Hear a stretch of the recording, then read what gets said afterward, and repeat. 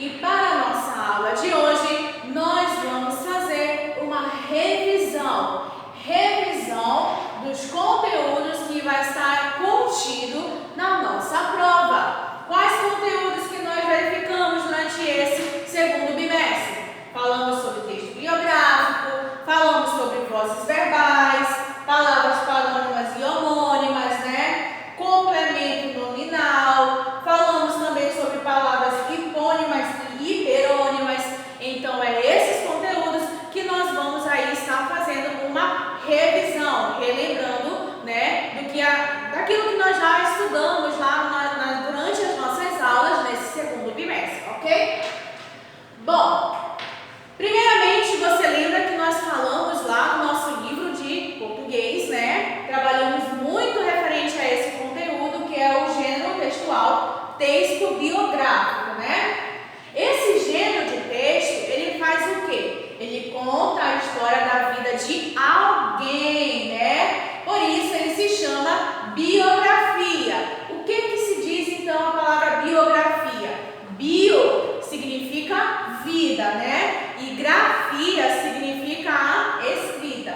Por isso que o texto biográfico, ele vem o quê? Relatar, falar, expressar a vida de alguém, de uma determinada pessoa. É uma mistura, de jornalismo, literatura e história, Então ele busca misturar esses elementos, esses gêneros, dentro do texto biográfico, ok?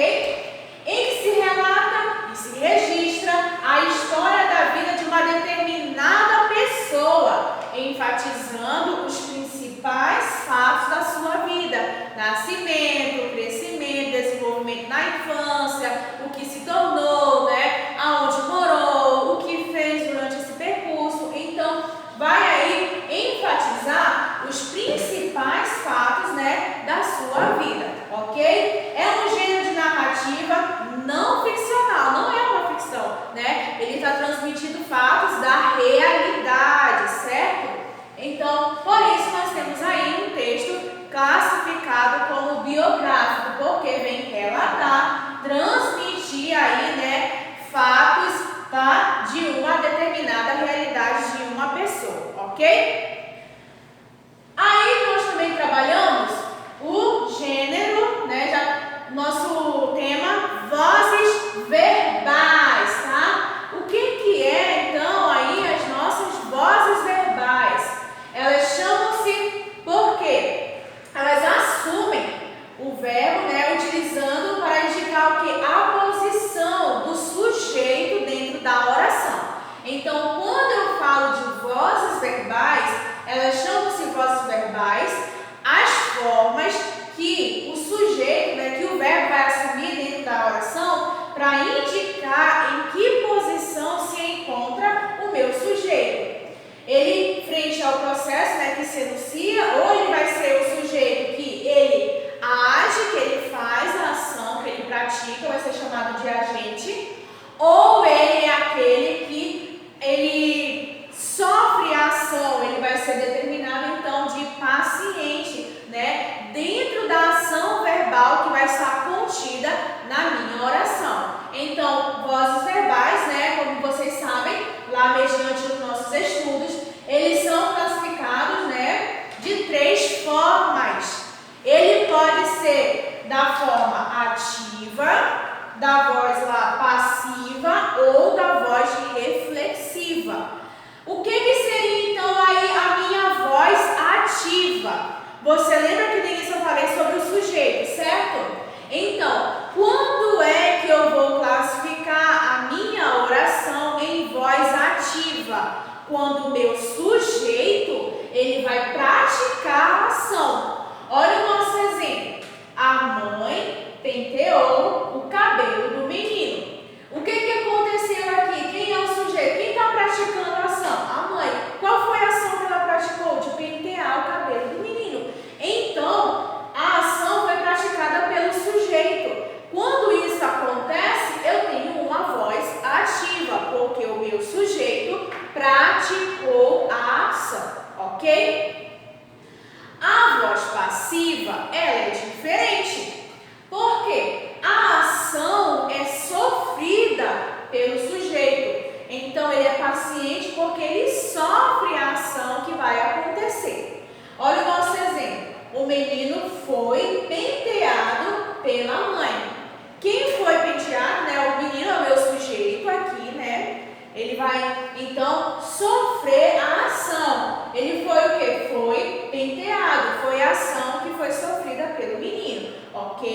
Então, quando isso acontece, é porque ele é classificado em voz passiva, porque ele sofreu a ação.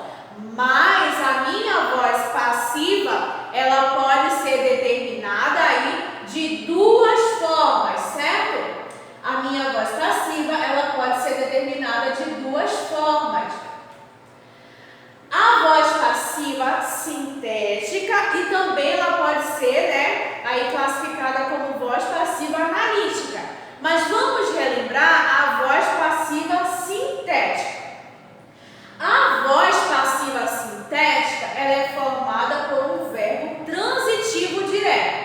Lembra que a minha oração, ela só vai ser classificada como transitiva quando ela necessitar de um complemento. Se ela não necessita de complemento, ela não vai ser classificada como transitiva, ela vai ser intransitiva. Se a minha oração precisa de complemento, ela vai ser classificada como transitiva, sendo que ela pode ser transitiva direta ou indireta, E esse meu verbo transitivo, ele vai estar onde? Na terceira pessoa, tá? Do singular ou do plural. Quem é a terceira pessoa do singular, Nós. Quem é a terceira do singular? Ele ou ela, no plural, Você, então, ele ou ela. Então, você tem aí que prestar atenção, na terceira pessoa e no número, se vai estar em singular ou plural, que vai determinar aí a sua oração, na voz passiva sintética. Mas o pronome vai ter uma coisa muito lá que vai chamar a sua atenção. Você lembra que lá na nossa aula, de voz ativa, passiva e reflexiva, eu falei que quando você observar o si, de sintética, você tem que lembrar então que você observa lá na oração, o si, a presença do si. Então lá na minha prova vai ter assim: classifique a oração em passiva sintética ou analítica. Aí lá tá bem assim: vende-se uma casa. Eu observei que tem a presença do si. Então logo eu sei que a minha oração vai ser voz passiva sintética. Por quê? Dentro da minha voz passiva sintética, eu vou receber o pronome apassivador si, Olha o nosso exemplo: divulgou-se. Divulgou-se. Se você tivesse que classificar essa oração lá na prova, você teria que observar o quê? A presença do si. Esse si, você iria logo de cara detectar que ela é uma sintética, passiva sintética, porque tem a presença da partícula apassivadora si, ok? Olha o nosso exemplo: divulgou-se o nome do candidato. Então, nós temos a presença da partícula apassivadora si, tornando então a minha voz em passiva sintética, ok? Temos aí então a voz passiva analítica. O que seria a minha voz passiva analítica? Ela é formada por um verbo auxiliar, pelo ser ou pelo estar. Essa voz passiva analítica, ela tem origem aonde? Lá na voz ativa, Você lembra que na voz passiva o sujeito é aquele que sofre ação? Então, ela vai ser classificada como analítica, Porque ela tem origem lá na voz ativa, onde o agente, da passiva, ele vai passar para a função de sujeito da voz ativa. Lá o sujeito pratica ação, na passiva ele sofre. Então aqui, na analítica, você vai ver que o sujeito, em vez de ele sofrer, ele vai praticar aqui, E o sujeito da voz passiva passa para a função de objeto direto. Como, professora? Olha o nosso exemplo. O músico tocava piano. Eu tenho o meu sujeito que é o músico, Qual é a ação aqui que ele estava fazendo? Tocava piano. O meu objeto direto, é o meu complemento, certo? Que necessita de complemento. Então, o que ele tocava? Piano. Olha, passando ele aí para a voz, passiva. O piano era tocado pelo músico. Então, você observou que aqui ele pratica a ação, E aqui ele está sofrendo a ação. Elas fecharam a janela.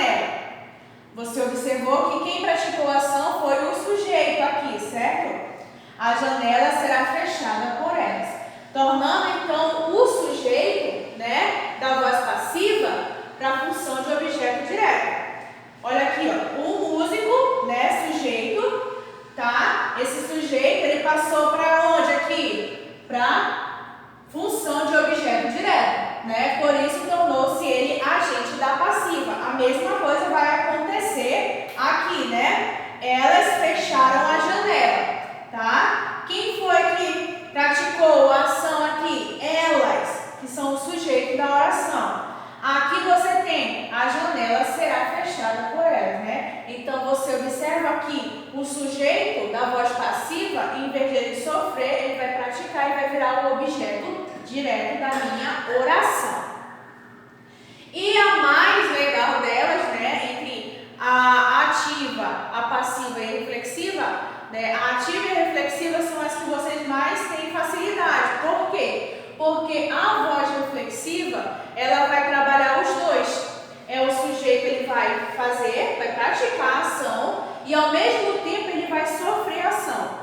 Lá na ativa, ele somente pratica. Na analítica, ele sofre. Na passiva, ele sofre. E na reflexiva, você tem os dois. Ele tanto pratica quanto ele sofre. O menino penteou-se. Quem foi que praticou lá? Quem é o sujeito? O menino. O que ele fez? Penteou-se, né? A si próprio. Então, ele praticou a ação de pentear e ele mesmo sofreu nessa penteando, ok? Então, quando eu falo de reflexiva, é porque acontecem os dois fatores ao mesmo tempo. Ele sofre e ele pratica a ação. Bom, dando continuidade ao nosso conteúdo, né? Nós, além das vozes verbais, nós falamos sobre o complemento nominal. O que é esse complemento nominal? É o termo que completa o sentido de um nome, tá? De um substantivo, de um adjetivo ou de um advérbio. Ele liga-se ali por meio de uma preposição. Então, quando eu falo em complemento nominal, é porque ele vai dar um sentido aí completo, né? Dentro da minha frase, da minha oração, tá bom? Completando, tornando um sentido melhor o meu substantivo, o meu adjetivo ou até mesmo o meu próprio advérbio. E ele vai ser ligado aí pela preposição. Olha o nosso exemplo. A lembrança do passado martelava ali na cabeça. Você tem a preposição, né, do, e nós temos aqui, né, o nosso tempo, né, o passado, o meu advérbio. E aí você observa que houve, né, a presença de um sentido completo dentro da minha frase.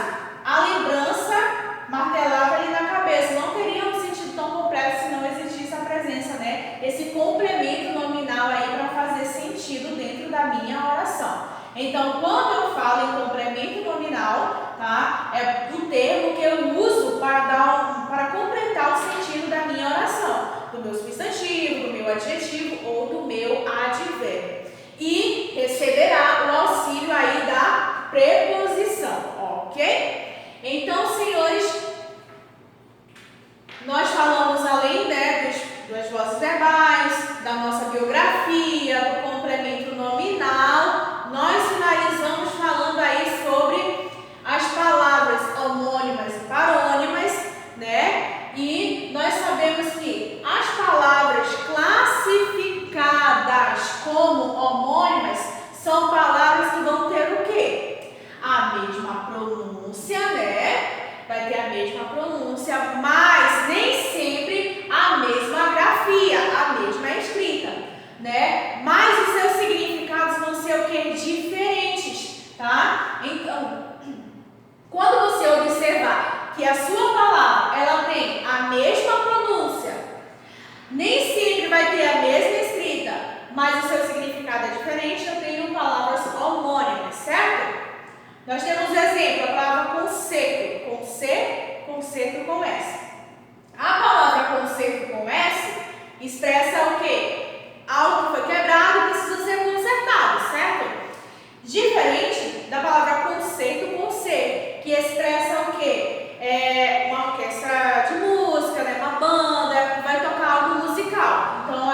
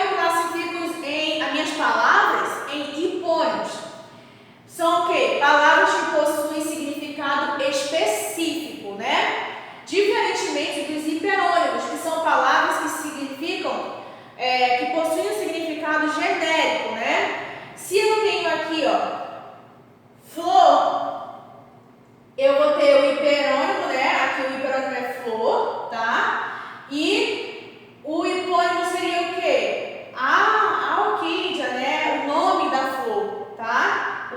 Então, a palavra flor, ela é hiperônima, porque ela abrange um significado genérico. Já a palavra orquídea estaria classificando, né, de forma específica essa flor, então se chamaria hipônimo, a palavra orquídea, certo? Porque está dando um conceito específico.